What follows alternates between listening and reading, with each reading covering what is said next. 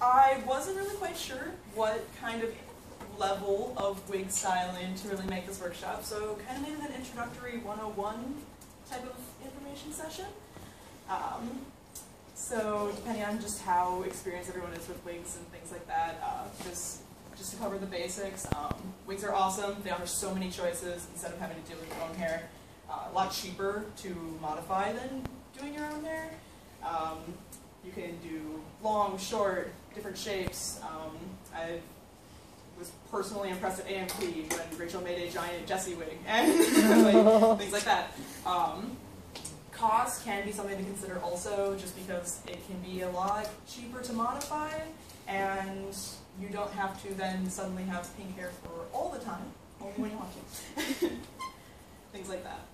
Different types of materials and different types of wigs, however, are the biggest thing to consider when choosing what wig you would want. Lots of different materials. There's the synthetic, and there's also even human hair wigs you can get. Synthetic, you have to be careful because not all of them are heat resistant. And so human hair can be nice in that you can modify it a lot like you would your own hair on your head, with the different products and tools you would use. But synthetic, unless they specifically say heat resistant, you're not going to want to touch that with a curling iron or a straightener. It can melt, it can start on fire, it can be very dangerous. And so fiber type and whether or not it's heat resistant is extremely important to look into. Important do's and don'ts of wearing a wig. Wig caps. At last AMK, I basically became like the Oprah of wig caps and bought in bulk like 24 of them and was just giving them out to people because I love them so much. They're like 50 cents. You get a wig cap. Exactly. Like sitting in my hotel room, just being like, "Do you want one? Do you want one? Do you want one? Do you want one?" And like they're like 50 cents on Amazon. Bought 24 for I think $10. They're great, and even if you have shorter hair, you don't have one on you, do you? I do not, no. I'm not wig cap? This is my hair. Wig cap on. There you go. But yeah, so where do you get those? Unfortunately, I'm not wearing any of my wigs today, just because I am still kind of in the process of unpacking from AMP. It's okay, I am too. There's a we never really unpack of costumes and things like that, so still dealing with it. So unfortunately I didn't bring any of my wigs to show off today, but wig caps, super important. Even if you have shorter hair, it can still help you secure the wig onto your head, and so always wear that. Make sure you use hair products that suit your wig's material. Again, kind of with like checking if it's heat resistant or not. Make sure you have material, like the wig material will coincide with that. Using even products that are specifically for wigs is usually the best. They do make them, but depending on like hairsprays and glue sprays and things like that, glue sprays are usually better for wigs. And I'll talk about that later too. Explore all your options. If you're looking for kind of a more complicated wig, it's kind of tempting to just check out eBay, find the cheapest one, and then buy it immediately. But make sure to kind of explore, check out, is this something you could even potentially do on your own? Is there one that is a bit higher quality than what's on the eBay website that you find? Things like that. And if you are making it on your own, get as many reference pictures as you can. Like, get from any angle you possibly can, so you make sure you get bangs right, you get parts right, you get lengths, everything. Just make sure you get as many references. Once again, don't expose it to heat unless it specifically says so, because you can light your apartment on fire, and don't do that. Yes? Is this speaking from experience? Not quite. Almost experience back in high school. So, almost experience, and I don't want it to happen to any of you. And don't just use any brush you find on your wigs. Make sure, usually you want to use even combs and kind of avoid brushes unless you're dealing with a really specific case of tanglement in the wigs, and you're dealing with especially thick ones too. You're going to want to use combs to work on things like knots and tangles and things like that. And also for don'ts, just don't be afraid to try new things. Wigs are great in that they offer you a lot of opportunities for changing things up, checking out different styles, checking out different things. If you want to try something to try and get your cosplay just exactly right, and you're like, oh, I'm not sure, I'm a little bit freaked out, like, don't don't be afraid to try new things. And one part about wigs is that even if you mess it up, then you can always get another wig. Or you can always convert that wig into a totally new cosplay. So. Updos, I specifically put in here because I know for like cosplaying that's a big thing for a lot of people, and it's usually the hardest. So here's a couple of different ways that people have done updos. The foam is the picture that is here, and unfortunately for these pictures I can't take personal credit for them. These are cosplayers online. But the foam and paper mache style is this one here, where they made paper mache spikes in order to make a Yu-Gi wig from Yu-Gi-Oh! And this person here actually did fabric that was stuffed, and then they sewed the wefts of hair onto the fabric itself in order to create that kind of like gravity-defying swirls they have going on there. If you're not going for as intense of an updo as a Yu-Gi wig, hairspray does work. For instance, things like Roxas from Kingdom Hearts you can usually pull off with hairspray or glue spray. In the next picture, the gumball wig, this is me and my friend. His gumball wig we actually did entirely with hairspray with that swoop there, and actually was pretty much like the first wig I had ever styled was that gumball wig there. Pretty much just me and him in the bathroom, me spraying his head vigorously, and him holding saran wrap over his eyes to make sure he didn't get hurt. So,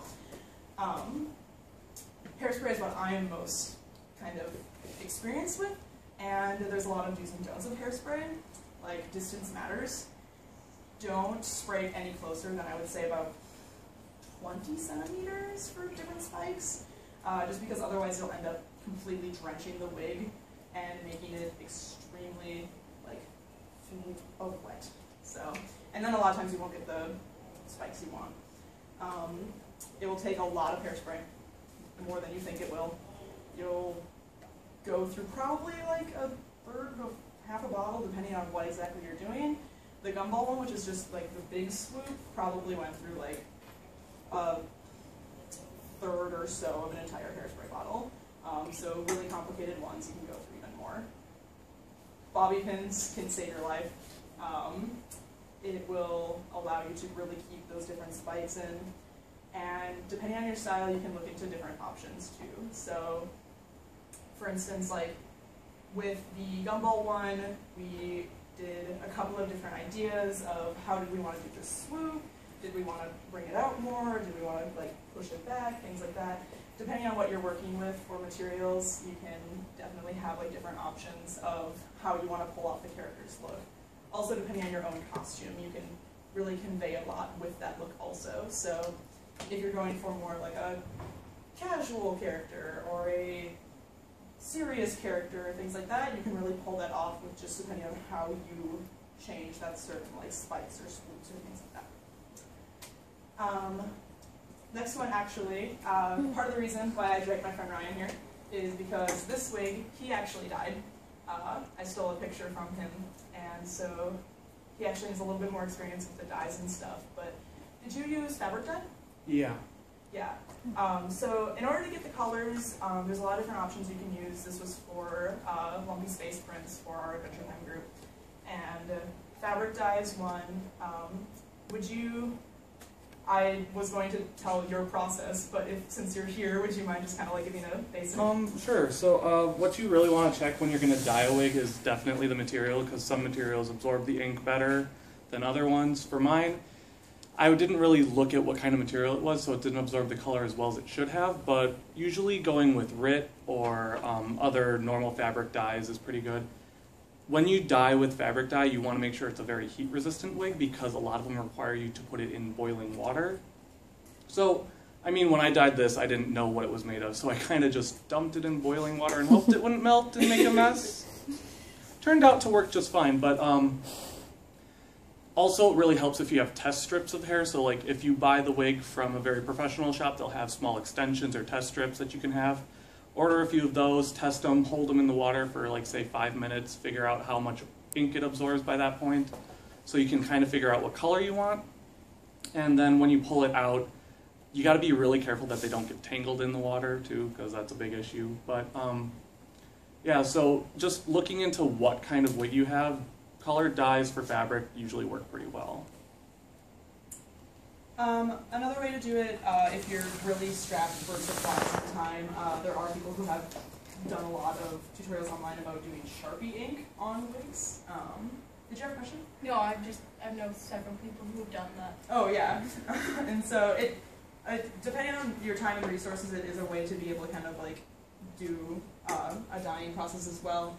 And then there is also acrylic dyeing people have done on wigs, and I don't personally recommend this one if, again, you're kind of like strapped for time and resources. It is possible, and it is still doable in order to be able to create a just fine wig, but acrylic's kind of worrisome in that if you accidentally use too much, you can kind of harden your wig and make it very stiff and difficult to work with. And so that's kind of one of the dangers of it.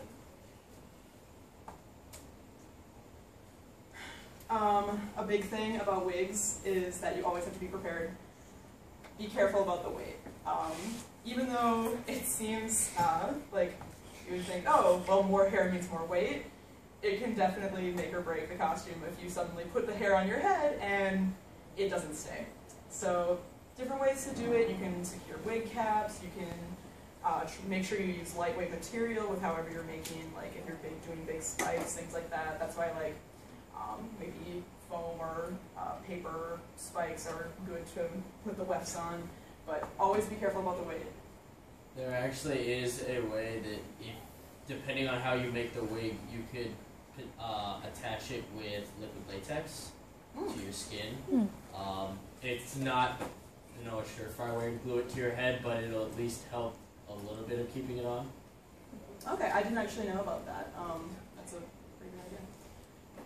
Another way that I know that if you have like a really back heavy wig or something, they actually sell hair clips that you can sew into a wig. So like you sew them into the hairline and then you actually snap them on, and that way it's attached to your actual head. And I mean, if it's not going to rip out your hair, that's usually a good way to hold it on. Yeah, definitely.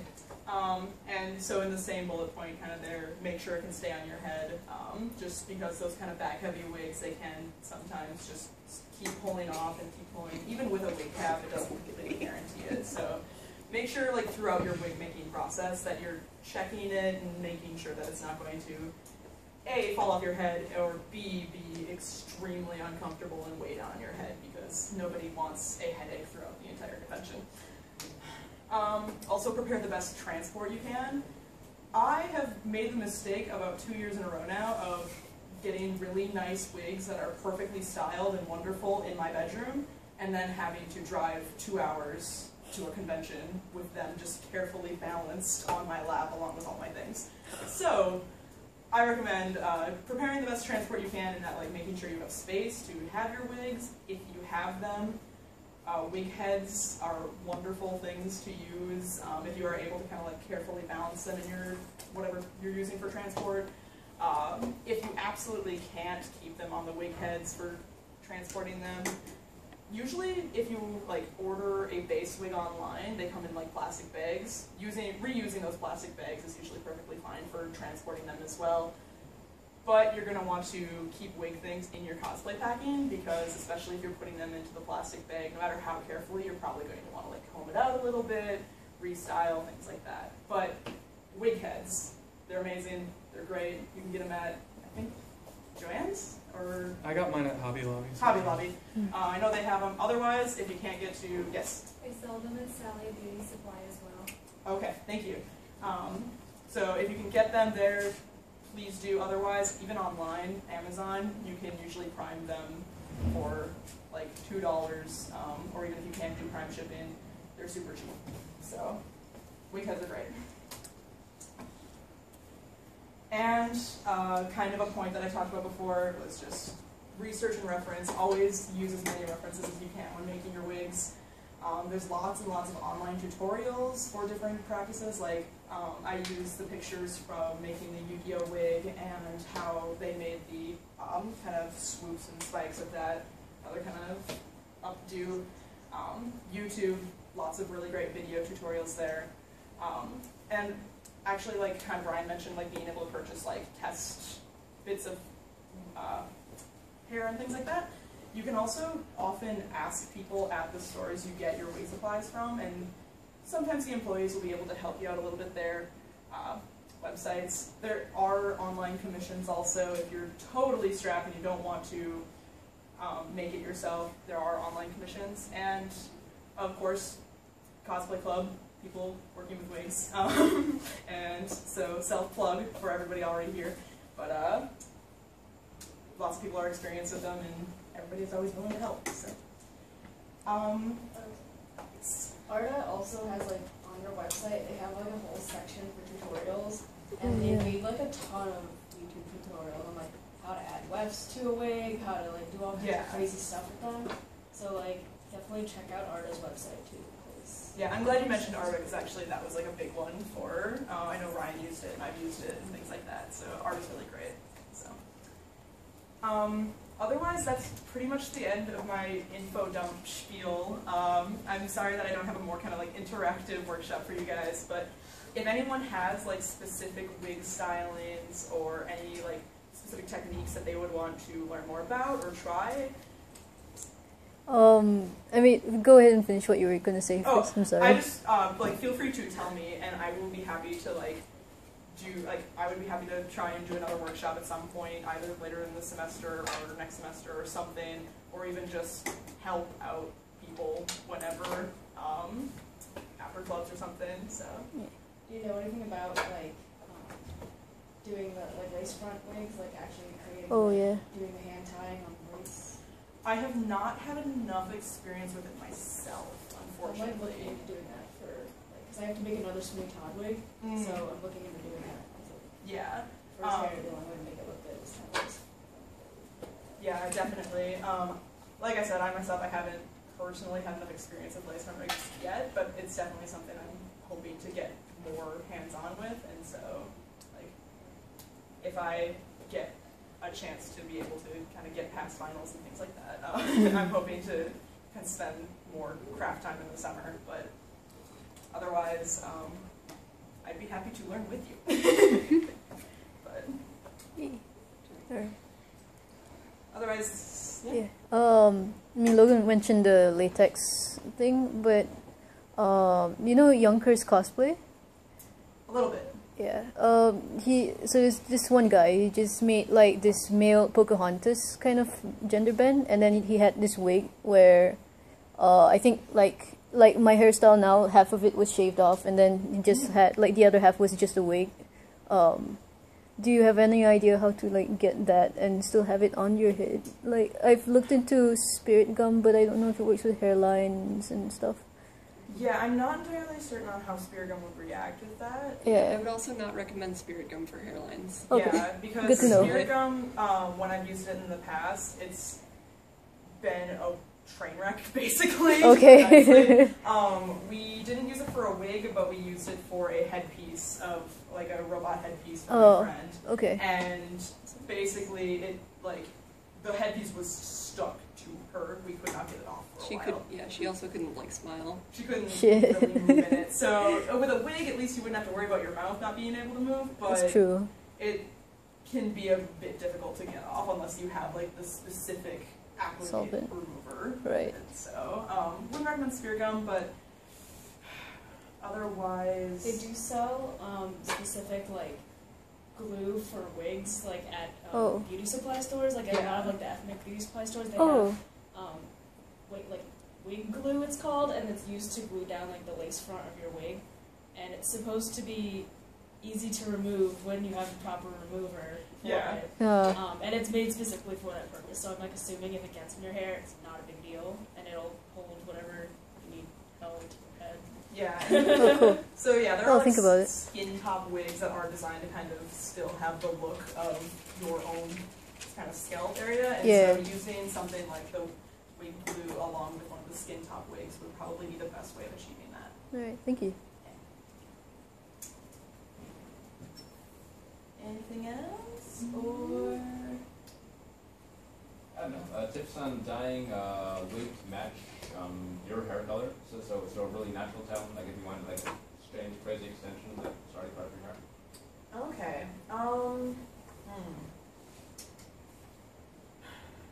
it might be best to use. I would recommend looking into human hair wigs then, especially if you wanted to kind of like blend with your own hair. That would be probably the best way to make it seem seamless blending. For dyeing it, you should still be able to use fabric dye, right, Ryan? Or For getting like something more natural looking, I would actually aim to see if you could find a wig that comes in that color, because dyeing it would be really hard to match, since a lot of fabric Unless, dyes like, don't come professional in colorist very or something. natural unless- colors for hair. Unless, you could take it to an actual like beauty salon. Oh yeah, where they would had, know how like, to do that. where they had like normal dyes. I'm not entirely certain how well store-bought dyes would work because I have never used like a Walgreens hair dye on a wig before, so I cannot tell you an exact guarantee on that. But I would recommend human hair for getting like the kind of the best like blended natural look. I would say just in general, like for those who are doing costumes from like live action kind of material, it's best if you can to actually buy your wig from like a store that sells wigs for everyday life. Like they have wigs that are both, they have ones that are like human hair and they also have ones that are synthetic and they look very realistic. Because I've seen like a lot of people who use just anime cosplay wigs for their live action characters and like it just doesn't look right to me at least. Just because I think the wigs are made differently, not like vastly differently, but they're definitely colored differently. Like cosplay wigs are colored a lot differently than like wigs that are intended for like everyday use. So like generally like wigs that are intended for everyday use, you have a more the colors of the hair are like more blended naturally-ish, I guess. Like the highlights are much more subtle. The color differences are much more subtle, so it's not like just like blocks of color that you kind of see in the anime wigs. Yeah. So if you're looking for natural, and like the wigs that you can buy at beauty supply stores are roughly the same price as cosplay wigs too. They're just the synthetic ones. Yeah. They're like $40. Especially because cosplay wigs are kind of like specifically like looking at anime characters and things like that. Like they're basing off of a completely fictional source, while like the beauty wigs are actually kind of trying to look more human. And it's not necessarily that like the anime characters are trying to look less realistic, but kind of in a sense they are, in that like it's more acceptable that this is like a fictional character and like it's a more kind of unnatural polished look instead of a more natural human hair More look. stylized. There's much more variety of like wig texture too. Yeah, Wigs that you can get at the beauty supply store. because like actual kind of like human hair and things like that will have like a lot more like natural, like could be like something that you would see on a human head, while anime character wigs will generally kind of seem like very nice looking and polished, but like almost a little too polished. Yeah, kind of in that same vein of like trying to make wigs look more like realistic and less anime-y. I haunt